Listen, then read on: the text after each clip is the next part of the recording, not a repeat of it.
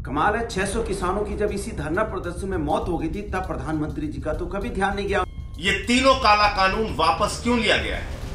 क्योंकि चुनाव दर चुनाव नरेंद्र मोदी जी की सरकार को सबक सिखा रहे थे किसान भाई, सबक सिखा रही थी इस देश की जनता। नमस्ते, मैं गौरव कुमार पांडे हाजिर हूं यूपी तक पर। प्रधानमंत्री नरेंद्र मोदी ने 19 नवंबर यानी आज सुबह 9 बजे राष्ट्र को संबोधित किया और जैसा कि आप जानते हैं कि केंद्र सरकार द्वारा बनाए गए 3 कृषि कानूनों को लेकर लंबे समय से विरोध चल रहा है। ऐसे में पीएम नरेंद्र मोदी ने आज देश के नाम संदेश में साफ कर दिया है कि केंद्र सरकार 3 कृषि कानूनों को वापस ले रहा है। पीएम मोदी ने कहा कि हम किसानों को समझा नहीं सके, इसीलिए इन कानूनों को वापस ले रहे हैं। आपको बता दें कि देश भर से आए किसानों ने दिल्ली की तीनों सीमाओं पर तंबू गाड़ दिए थे। पिछले साल की कड़ाके की ठंड, इस साल की चिलचिलाती गर्मी और कोविड-19 महामारी के डर पर काबू पाते हुए आंदोलनकारी किसान पूरी तरह से वहीं डटे रहे। सबने एक साथ खाना पकाया और खाया।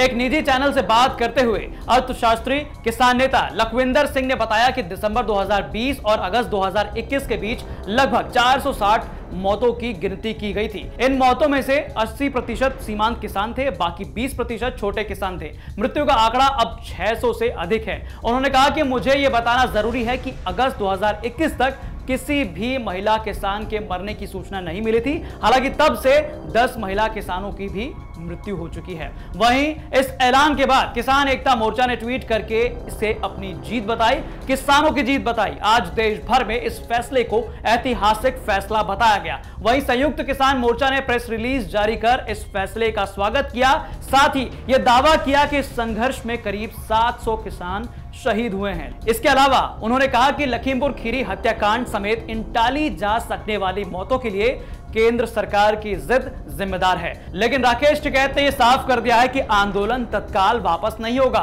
हम उस दिन का इंतजार करेंगे जब कृषि कानूनों को संसद में रद्द किया जाएगा। सरकार एमएसपी के साथ साथ किसानों के दूसरे मुद्दों पर भी बातचीत करे। वहीं इस मुद्दे पर तमाम तरह के रिएक्शन आने शुरू हो गए हैं। यूपी का विपक्ष कहता नजर आया कि कमाल है, 600 किसानों की जब इसी धरना प्रदर्शन में मौत हो गई थी तब प्रधानमंत्री जी का तो कभी ध्यान नहीं गया उनके किसानों की तरफ, कभी उन किसानों के बारे में नहीं सोचा। लेकिन जब उनको एहसास हो गया है कि उत्तर प्रदेश में उनकी सत्ता जा रही है, किसान उनके विरोध में खड़ा है और समाजवादी पार्टी के राष्ट्रीय अध्यक्ष जी 340 किलोमीटर का सफर उन्होंने रथ से किया पूर्वांचल एक्सप्रेसवे पे, देखा उन्होंने प्रधानमंत्री जी ने, भारतीय जनता पार्टी ने कि लाखों का हुजूम रात भर उनके स्वागत के लिए खड़ा रहा। एहसास हो गया सत्ता जा रही है। सत्ता का जाने का डर जब सताने लगा तब किसान कानून भी वापस कर लिया। यह होता है लोकतंत्र की ताकत। इसलिए भारतीय जनता पार्टी भूल जाए तानाशाही, इस हिंदुस्तान में चलेगा तो सिर्फ लोकतंत्र। आज देश के करोड़ों अन्नदाताओं की जीत हुई है।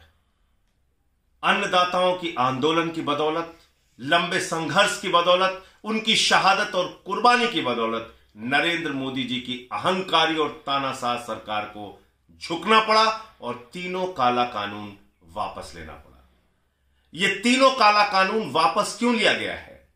क्योंकि चुनाव दर चुनाव नरेंद्र मोदी जी की सरकार को सबक सिखा रहे थे किसान भाई, सबक सिखा रही थी इस देश की जनता, सबक सिखा रहे थे इस देश के अन्नदाता।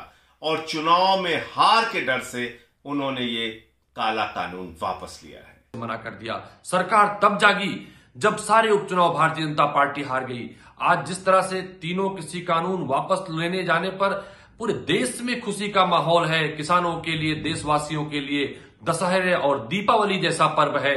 पूरा देश ये मानता है सरकार कितनी भी अहंकारी हो, अगर हमारे देश का लोकतांत्रिक ढंग से आंदोलन कभी सरकार कुचल नहीं सकती, अंग्रेज नहीं कुचल सके। हमारे देश का मजबूत लोकतंत्र और संविधान अहंकारी सरकारें भी नहीं डिगा सकती। आज देशवासियों की तरफ से, कांग्रेस पार्टी की तरफ से किसान आंदोलन के महारथियों को लाख लाख बधाइयां। पीएम मोदी के इस फैसले पर कहीं ना कहीं विपक्ष यह दावा कर रहा है कि यह फैसला यूपी के चुनाव को देखते हुए किया गया है। उनकी यूपी में स्थिति को लेकर यह फैसला लिया गया है, ऐसा कहना है विपक्ष का। इस फैसले को लेकर बड़ा सवाल लेकिन यह है कि आखिर यूपी चुनाव में इसका कितना असर होगा। पश्चिमी यूपी में जहां पर यह कहा जा रहा था कि बीजेपी नेताओं को घुसने नहीं देंगे, वोट तो दूर की बात है, क्या अब बीजेपी को इस फैसले से फायदा होगा? खैर, इस फैसले से सवाल कई उठ खड़े हुए हैं, लेकिन इस फैसले पर पल पल के अपडेट्स आपको यूपी तक की वेबसाइट पर और हमारे चैनल पर मिलते रहेंगे। तो देखते रहिए यूपी तक। नमस्ते।